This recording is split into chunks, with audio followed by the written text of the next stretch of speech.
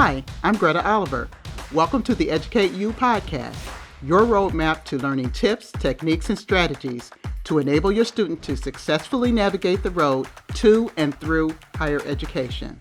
Hello, today's guest on the How Scores Can Open Doors segment of Educate You is Sheba Lowe Brown. Sheba Lowe Brown is the president of APlus Test Prep and Academic Services in Durham, North Carolina. She and her husband Vincent have been providing service to students and their families since 2011, with a belief that customized face-to-face instruction by credentialed professional teachers combined with smart technology results in higher test scores and greater opportunity. Services provided by APlus Test Prep include free college and career prep, information about ASVAB, scholarship information, prep for SAT and ACT, financial aid, testing, tutoring, and so much more. Today, she's going to share with us some valuable information about standardized testing and how doing well on the ACT or SAT can open doors to success in higher education. Please join me in welcoming our guest, Sheba Lowe Brown. Thank you so much. Hello, Thank you for coming. Hey, Dr. Oliver, great to see you. You too. I'm so excited for you to tell us the ins and the outs all about standardized testing. Now, I know when I went to college, or when a lot of people went to college back in the day, we call it back in the day because we don't want to really tell when, but we really didn't do too much test prep at that time. And so, I'm seeing now that that's become like a norm. It should be a norm. And I'm hoping that our viewers that, can listen to you and get some tips and ideas about how their student can do better on these tests will realize that this is something that is important for students to do better on their SAT and ACT tests. And so, what do you tell parents like me? Like if I had a college going child right now and my child had perhaps taken one of the tests, ACT or SAT tests, and they had done poorly, what would you tell me? What would be your selling point to tell me about why I should take advantage of test prep services? Well, one, thank you for having us again. We're really excited to be here. Happy New Year, everyone. We tell each family, do what is best for your child. Vincent and I have 4 children, and each of them have done a different plan. There is no one size fits all. There is no take the SAT on this date at this time in this semester. Prep for the ACT on this weekend and take it off. There is no one size fits all. It's very individual. Right now in this age of test optional, we tell parents, take a look at what your child's academic record is, what their extracurricular record is, what colleges are on their list, what their test policies for admissions are, what are their test policies for scholarships. All of these things help parents figure out what to do about SAT and ACT. So there's lots of different factors that go into it. Okay, so what's the magic? Is there? Maybe there's not. Maybe the answer to this is no. But is there like a magic formula or something that you can offer that would make me as a parent feel like, yes, your services could help my child? It would, I'm yeah. I hope you understand what I'm saying. It's not a magic formula. It's not a magic formula, but one of the things that we remind families of all the time is that higher scores open doors. Okay. Maybe, for example, at a test optional university or institution, a student may be able to get admitted without submitting test scores. But if they want to best position themselves to earn scholarships, test scores can open doors to scholarships. Okay. Test scores can also help a student be more competitive. Let's say that we have 3 students who have a similar rigor and an academic background, who have the same or very similar GPA, Mm-hmm. and you have a student who submits no test scores, a student who submits excellent test scores. Take those between those two students. Those test scores provide an objective measure that says this 4.0, this 4.2, this 3.8 is indeed legitimate. The Mm-hmm. student who doesn't submit that test score doesn't really have an objective measure to say, this GPA means this. I read very well what test scores mean. Mm-hmm. It says the advisor said submitting test scores means that a student has the potential to do this. Mm-hmm. I don't know what a high GPA without test scores means. Okay. A high GPA with test scores kind of underscores where a student is academically.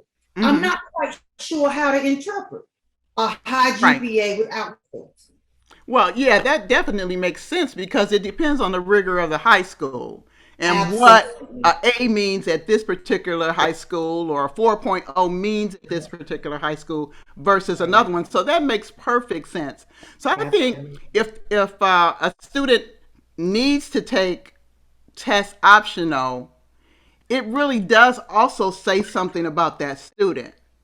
That Absolutely. they're not, maybe they don't want to be said.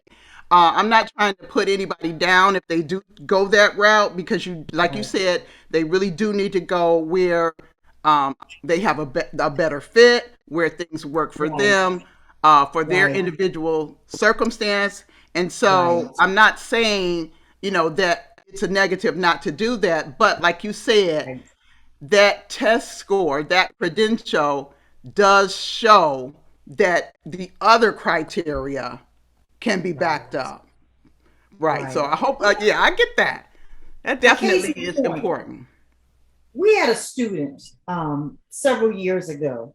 The student, earned a particular score on the SAT and Mm-hmm. didn't get into.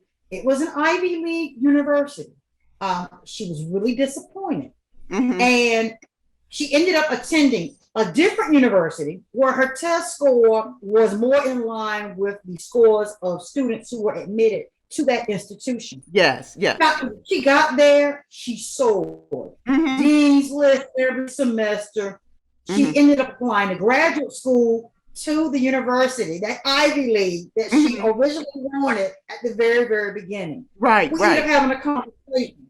Your test scores kind of help you end up selecting the institution that really was the best fit for you at that point in your Mm-hmm. life. Mm-hmm. And she said, you Mm-hmm. know what, really? She said, I would have shown up at University X. She says, not really committed to studying because high Right. school had been a breeze for me. I hadn't Right. taken all of the most challenging courses in my high school. She Mm-hmm. said, but now having earned my undergraduate degree, I'm Mm-hmm. now ready for that next step at this Right. university. Right. And if I had made that wrong misstep, Mm-hmm. at the end of my high school career into the wrong academic institution, Mm-hmm. I wouldn't be able to earn my master's and PhD today. Right. There you Right. go. Right. There you So when go. parents say, the SAT, the ACT is keeping my kid out of college, no, it's not. There Mm-hmm. is an institution out there for everyone. What Right. you want to do is to think about how scores maybe reflect fit. And sometimes that's the conversation that families aren't really ready to have or willing to have. Yeah, I think even ready to admit, Mhm. sometimes we're in a bit of denial about like where our student is academically or what Mhm. they're Yeah. capable of. I know as parents we always want to believe the best and support our students as best we can, but there's also a reality that's going on too that can show up in the form of GPAs and test scores and things of that nature. So I think that's all important to say. And I do appreciate that story because it shows, that her lack of getting into that first university, while that was disappointing, she did end up where she needed to be. And that's what the important thing is. That is what the important Absolutely. thing is.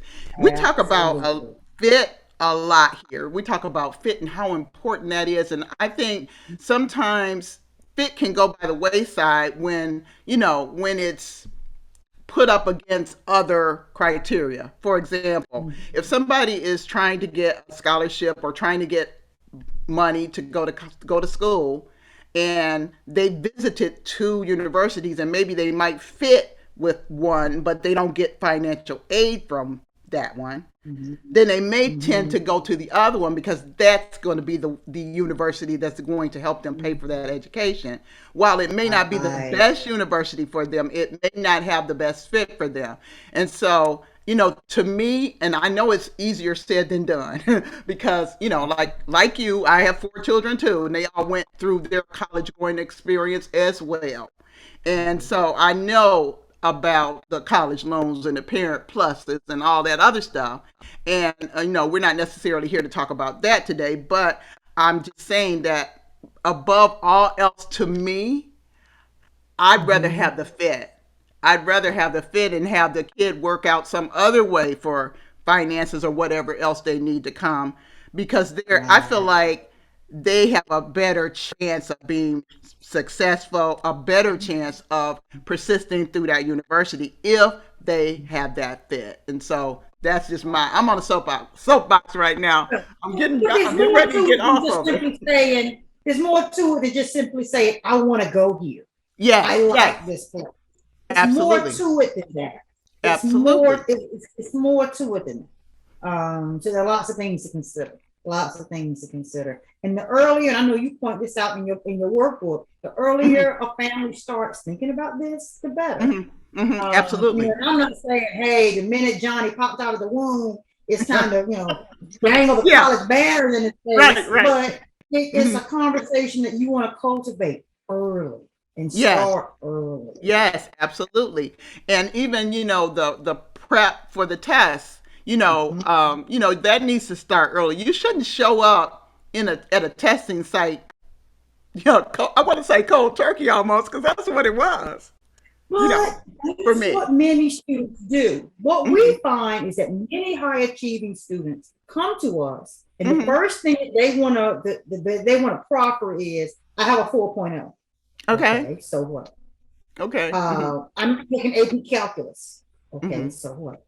Hmm. I'm smart. Oh, okay, I know that. But Hmm. then they take their test, SAT or ACT, as you Hmm. said, cold turkey. And then they Yes. score back, and it's, wait a minute, wait a Right. minute, wait a minute. This Hmm. doesn't look like what I know that I can do. Okay, Right. let's Hmm. back up and have a conversation about really being the best prepared. In all Right. honesty, I mean, a lot of students who they are earning awesome grades in high school and they're Hmm. not working very hard. They're maybe putting in 50, 60, 70% effort. And they Hmm. think that 50, 60, 70% effort, just fly by the seat of your pants on the Hmm. test, I'm going to show up and knock Right. this thing out. Right. Not the way it works. Especially students who haven't taken advantage of. You see, I'm sitting in front of my bookshelves here. Right. That's Hmm. really where the magic is the reading. Hmm. Students who are readers, Right. I mean, readers from the beginning until now. Yes. Yes. Students who parents read to them, students Yes. who read books and magazines and articles and things on their own, Hmm. not just for assignments. These are the students who really come in with the firmest foundation for Hmm. earning Hmm. excellent scores. Hmm. And that's the thing. We can help any student. We can meet any student where they are. But let's Hmm. understand that a student who comes in with that firm foundation in reading, Hmm. access to all kinds of texts, it's Hmm. easier to help that student go further down the road than Hmm. it is to help the student who never reads anything except what the teachers assign, and Right. then Right. only enough to make the grade they just want to earn that money. Absolutely. I'm so glad you said that. I thought it was just me. But to No, me, like they say, reading is fundamental. It really is. it If really you is. can, if you can master that at an early age, and Yes. if you can develop a love for reading just because you want to read, so many opportunities, avenues, so much information you can get from just reading books. Just From reading just books. It is when you're so not trying to important. learn anything, when you Yes, are just not for trying enjoyment. to learn, anything. But Read you're just for learning. enjoyment. But But you're you're learning. learning. Yes, Your you brain are. is taking in so much about Absolutely. sentence structure and Yes. words and context and the Yes. way ideas are framed. Mm-hmm. It's so much that you're taking in without Yes. trying to learn a thing. Yes. Absolutely. I'm so glad you brought that up. And that's a tip for our parents too. If we have, especially, if we can catch them early, like we said, and maybe your child is not necessarily reading for enjoyment. They're basically doing the bare minimum, reading what the teacher says, maybe. Maybe if you can instill some kind of, you know, reading into their lives. Maybe you're a little late. Maybe you didn't read to them as a child. But you can Right. always, encourage them to read more because it will help them in the long run anyway. Yes. And so Yes. also some of the things, just even, being able to get context clues and things from reading, things of that nature. Those Yes. things are so Yes. important. And so So, so I'm just important. so happy that you brought that up as well. Right. Now I want to ask you And something that also addresses the whole reading aspect, Mhm. addresses what we hear too often from families when they say, well, my child doesn't test well. Right. But and it's interesting that so many times parents will say that, but they're waving that 4.0 Right. in front of my face. So And I'm how are thinking, if they your child doesn't test well, right? How is how is that that happening? 4.0? Right. How is that happening? Because students are taking tests of some kind. Right. I know I've been out of Exactly. high school for a minute, but like I I said, I know you got know 4 that. kids. I know that, right. I So know you maybe know that. perhaps it's not that they hmm don't test well, but hmm perhaps they're not channeling their academic strengths in the way that they should and hmm could hmm toward hmm this exam. Students can do Absolutely. well. They Absolutely. can do well. They can do well. And so that's the kind of stuff These that people you say, help oh, with. these tests are hmm biased. They keep my kids out of school. hmm I agree. The tests are biased against They people are. who don't read. And guess what? They've People who always do been not read. biased. They've always People been who do biased. not read, right? Absolutely. The student who again comes in with that strong foundation in reading and just hmm reading for enjoyment, hmm they will make a hmm great impact on the test. Great, great. So this is just such an interesting. I wish I had talked to you a long time ago, and I also wish that I had prepared for my standardized test. Like I said, I did not, and the thing is, I didn't even know to. I didn't know any better, and so Right. now we do know better. So there's We really no do. excuse. There's honestly no Right. excuse. So parents, you Right. need to help your student, guide your student preparing for their standardized tests. Right. Period. And it's an investment. Yes, yes. We Vincent and I have very conscious conversations about pricing, in hmm this industry because there hmm are tutors and test prep courses that are exorbitantly priced, Right, cost well above what we charge. right, What our course costs less than a new video gaming system and controllers and a couple of right, games. It right. costs less than that. A couple hmm of pair of old boots. Right, right. Um, hmm it's very affordable. It's not free, although we do a lot of free courses, and that's a hmm great place to go. We do a lot of free classes. Just to kind hmm of give parents that foundation, that firm footing to say, this is the direction in which I think my family, my children need to go. But it's an Right, investment toward right, something bigger on that end. right. Um, our top scholarship earner, a young lady out of Apex, she had over $4 million in Ooh, scholarship offers from oh 45 different my institutions. gosh. In Oh her my. family, the investment was our standard ACT course. I mean, she Okay. scored out of the park on the exam, and hmm those scores opened doors for her to access college scholarships. So the Wow. investment, there was a return on that investment, Yes, and that's that's the way definitely one. her family think about it.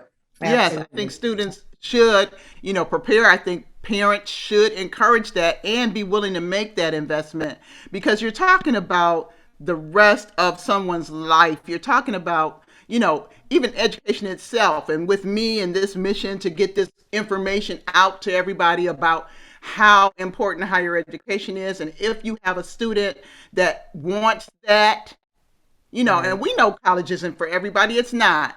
But if your child, if your student, if somebody you care about wants that, you ought to be Right. able and willing to do everything you can Right. humanly possible Right. without breaking the law and Right. try to help and support that student along the way. And so your test prep is part of that. It's part I of the think larger about picture.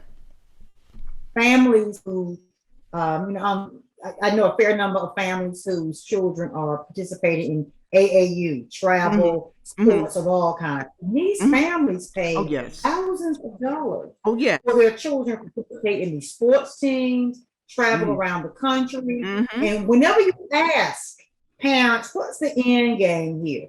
Is it just recreation or is Right. there Right. something Right. else?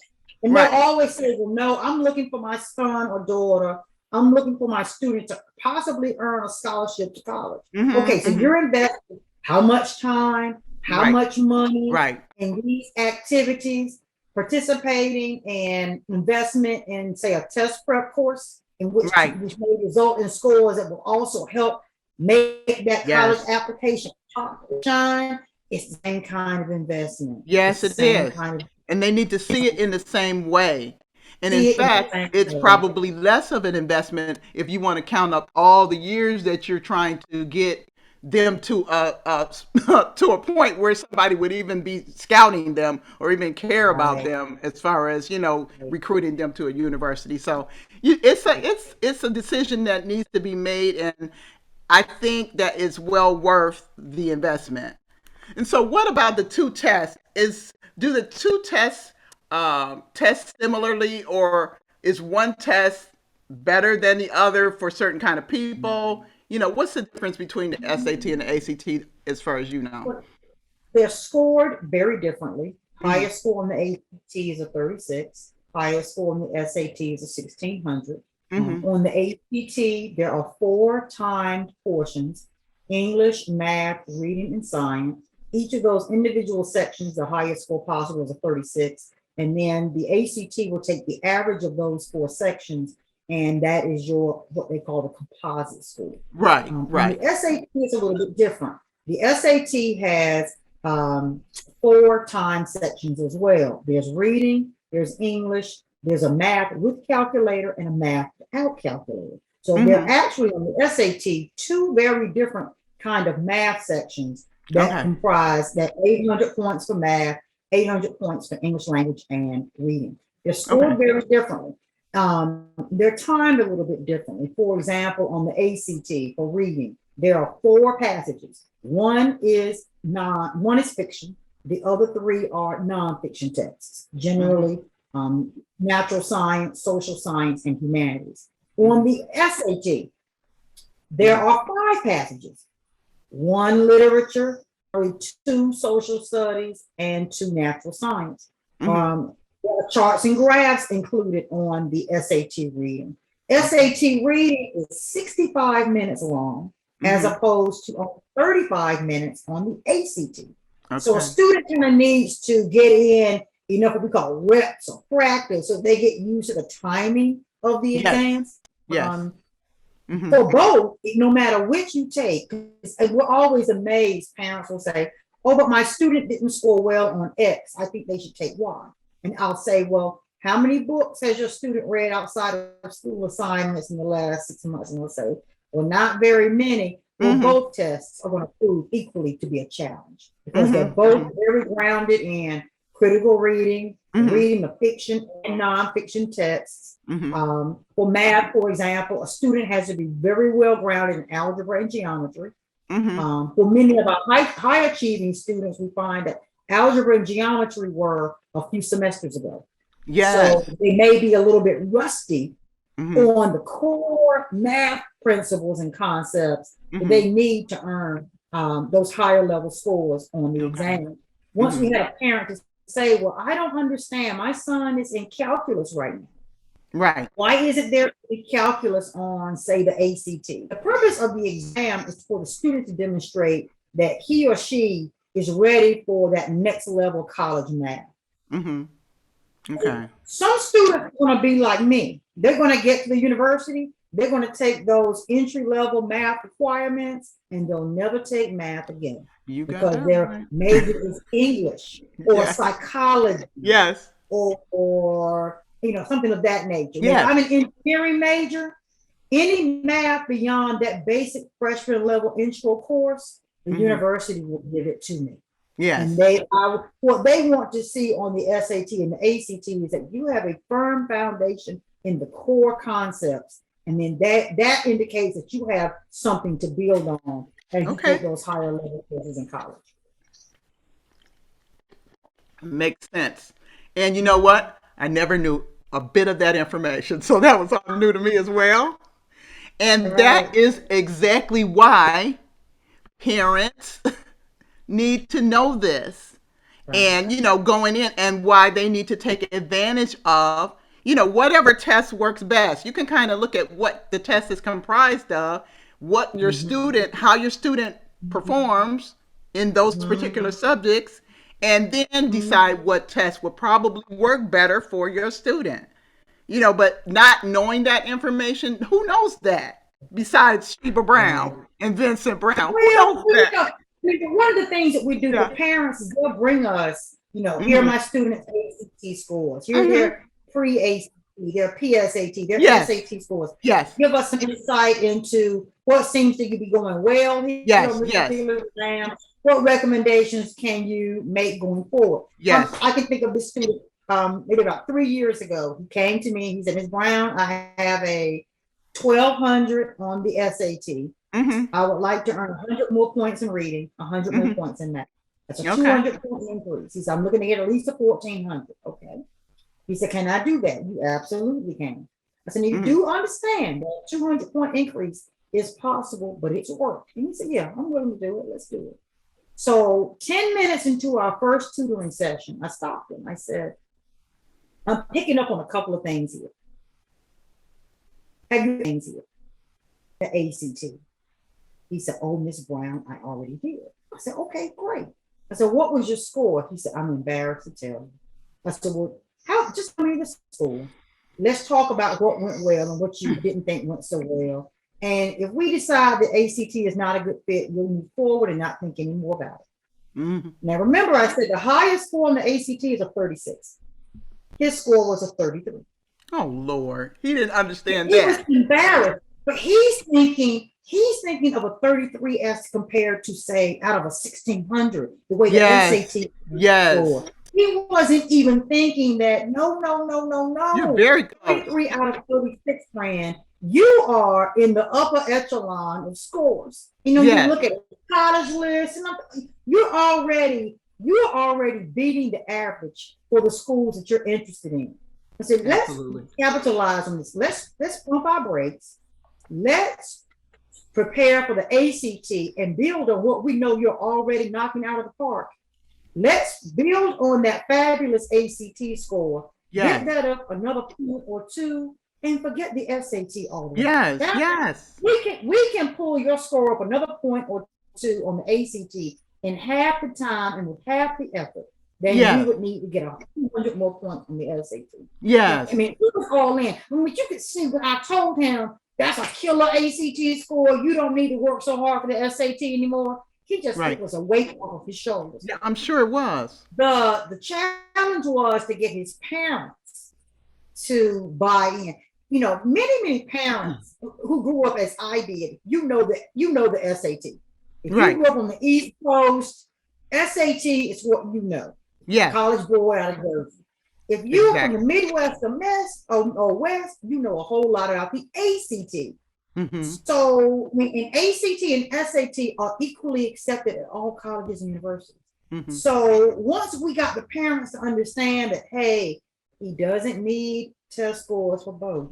No student needs scores for both. You just need one really good one. One absolutely. Really good one. Absolutely. That was a weight off his shoulders. And then he was able to reallocate lots of time that he would have spent trying to pull that SAT score up 200 more points. He can reallocate that time to working on the application essay or researching scholarships. We can reallocate that time to other parts of the process that are just as valuable, if not more. Yes, absolutely. So we're finding out today a lot of good information. A lot of it's new to me, and it should be. I'm not an ACT, SAT expert. That's why I'm talking to you. All Thank you right. so much for this information. So the bottom line to this is students can improve on their scores. They have to buy into it. So part of it is the parental buy-in as well. That this particular investment is a very, very good one for parents to be considering when they are, thinking about their child going to school. The earlier that the child starts, the better. We can definitely Yeah. agree on that, and that the test, Yes. that the ACT or SAT, the way the test is made up, should be examined as well as how your child functions best to Mm-hmm. determine which Mm-hmm. one might be a better fit for them as far as being able to get a higher score, and that those scores do open doors to scholarship opportunities. And it's also a way of distinguishing between credentials or people's credentials when you're in a test optional situation. Mm-hmm. Mm-hmm. Yep, So how did I absolutely. do for You recap that, Dr. Oliver. You recap that while you were on point with all of well, that. With good. all of that. We talked Good. about all of that. I don't remember. Oh We my gosh, really did that talk was on about point. all that. Perfect. But We every covered a single lot. bit of what we talked about was so valuable. I am so glad to have you on my side and in my corner as far as this Thank is you. concerned. Yes, Just do what you need to do as a parent. You're saying you want to help your student. Support your absolutely. student, make the investment, spend the time, encourage them to read as early as you can. You know, Yes, read to them if they're young enough. Start it off right. I absolutely. know, I know. In my family, I'm a big reader. Believe me, I don't think anybody reads more than I do. I promise you, I do. I have 3 libraries in my house. So, and I like hardback books. I don't even really like reading, ebooks or anything like that. I want books that I can Great. touch. Your little book in your I hands. love books. I have always loved books, and I tried to put that, instill that in my family from an early age. I read to my kids. We had, library visits where they would come with armfuls of books home from the library, and then they would just sit and read. So, I mean, I'm talking about reading. So, I'm all about reading, and to know that this is very beneficial and has been, and to their future. I feel like if you can be a good reader, you can pretty much figure out anything. You can master anything. It's the key. Yes, It's the key. yes, Yes, and so I'm indeed. glad to Yes, see somebody indeed. else say it. Like I said, you saying it, kind of co-signing what I've said my whole life. It Oh, just is that important and it's vital to success. Thank you so absolutely. much for joining us today. Thank you so much, Dr. Oliver. And if you have questions about courses or free introductory classes, our website is APlus Higher Scores, Okay. APLUS, spell that out, higherscores.com. Okay. And reach out to us anytime. Families, we'd be definitely willing to help you in any capacity that we can. What we find is that the more families know, the more Mhm. information that they have, Mhm. the better informed decisions that we can make together as a family. So we Yes. thank you, Dr. Oliver, Oh, for you're having us. certainly welcome.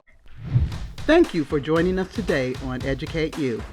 If you wish, you can send me your questions or comments about the college going process or the podcast content by sending an email to Dr. Greta at gretaoliverconsulting.com.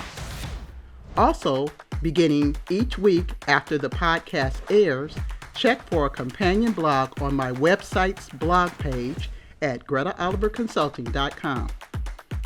My book, College Roadmap, Essential Tips for First-Time College Students and Their Families, is available for sale on Amazon.com. Join us next week for another tip or strategy to make the road to higher education easier for your student.